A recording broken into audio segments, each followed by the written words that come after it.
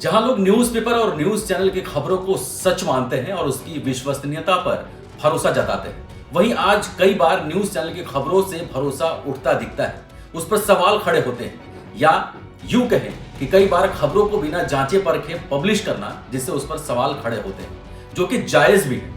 आज भ्रामक खबरों से कई लोग अपनी जान गंवा चुके हैं, कई जगहों पर दंगे फसाद फैलाए जा चुके हैं। ऐसे में हमारा आपका सबका काम है जांच परख कर खबरों को भेजना और एक दूसरे को बताना। ऐसे में गाजियाबाद के डीएम ने भ्रामक खबरें फैलाने वाले लोगों को और पत्रकार के भेष पे बैठे अपराधियों को सीधे नसीहत दी है।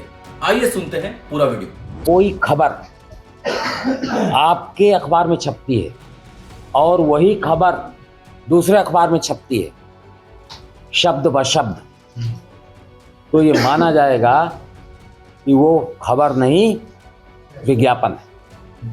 राइट?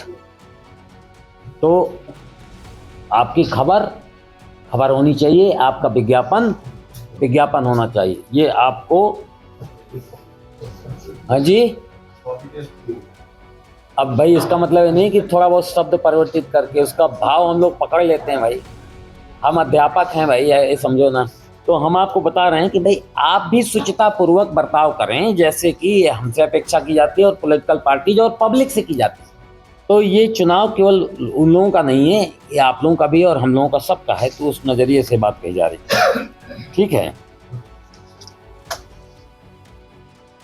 अब देखिए वो बात जो मैं कर रहा था, आइए आगे। एक ही उम्मीदवार की सफलता का अनुमान लगाना, फला चल रहे हैं रेस में आगे, इस टाइप की जो खबरें आप प्रकाशित करते हैं वो मतदाताओं को दिग्भ्रमित करती हैं। और इसीलिए आप देखते होंगे इलेक्शन डिक्लेरेशन के साथ ये जो आपका ये जो पोल सर्वे होता है उस पर रोक लग जाती है और एग्जिट पोल पे भी रोक लग जाती है तब तक जब तक कि सारा निर्वाचन कंप्लीट नहीं हो जाता। इसके बाद पहले फेज वाइज आप एग्जिट पोल करते थे, अब नहीं है। अब जब सारे फेज खत्म हो जाते हैं और मतगणना केवल रह जाती है, तब किसी पर प्रभाव पड़ने वाला नहीं हो, तो भविष्य उसका ईवीएम में कैद हो गया, तब आप अपना एग्जिट पोल दे सकते हैं। तो इन बातों का ख्याल रखना है आपको, जिम्मेदारी ज़्यादा है।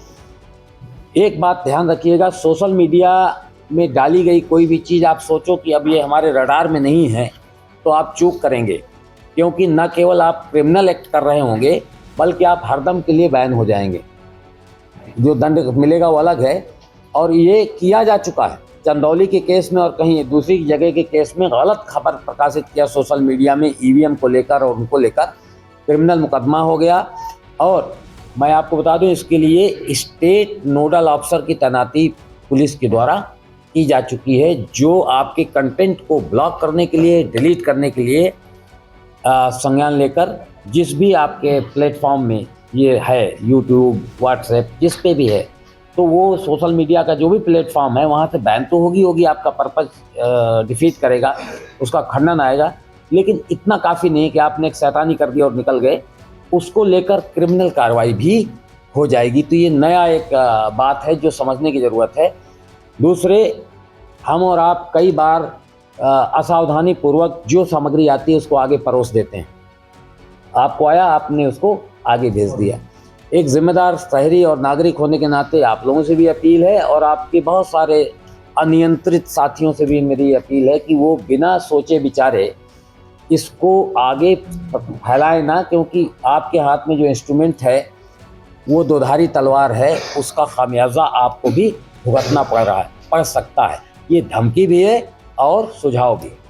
आप बचे रहें, इसलिए मैं सुझाव देता हूँ।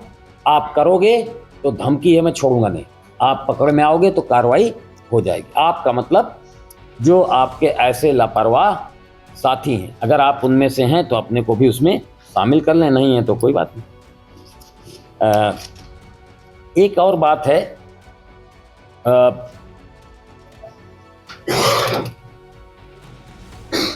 जो हमारे प्रेस के लोग हैं, मतलब प्रिंटिंग प्रेस के लोग, हालांकि आप लोग उससे जुड़े नहीं, लेकिन जानकारी के लिए मैं बता दूं, क्योंकि आप उसको खबर की तरह प्रकाशित कर दोगे तो हमारा लाभ होगा। एक तो कोई भी प्रिंटिंग प्रेस का व्यक्ति बिना सूचना दिए हुए कोई प्रिंटिंग सामग्री प्रिंट नहीं कर सकता। तो उसको हर प्रति में लिखना होगा कितनी कॉपी पे है, क्या सामग्री, क्या कंटेंट है, और उसकी प्रायर सूचना हमको देनी पड़ेगी।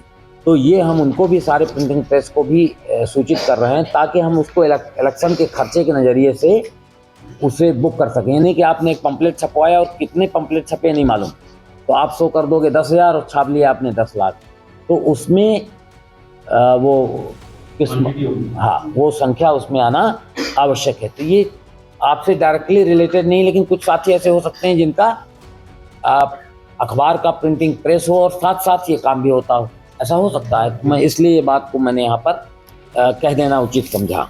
कड़े शब्दों में लोगों तक सीधे अपना संवाद आपने देखा, लेकिन सोशल मीडिया पर गाजियाबाद कलेक्टर के बयान को तोड़ मड़ोड़ कर पेश किया जा रहा है। प्रेस वार्ता के एक अधूरे हिस्से को किया जा रहा है सोशल मीडिया पर वायरल, जबकि पूरी प्रेस कॉन्फ्रेंस के दौरान आपने देखा होगा कि उन्होंने कई बार शालीनता एवं सभ्यता से अपनी पूरी बात रखी, जो कि जायज भी है। अगर एक डीएम अपने क्षेत्र के लिए, शांति के लिए अगर ये बात कहता है तो इसमें कोई गलत नहीं।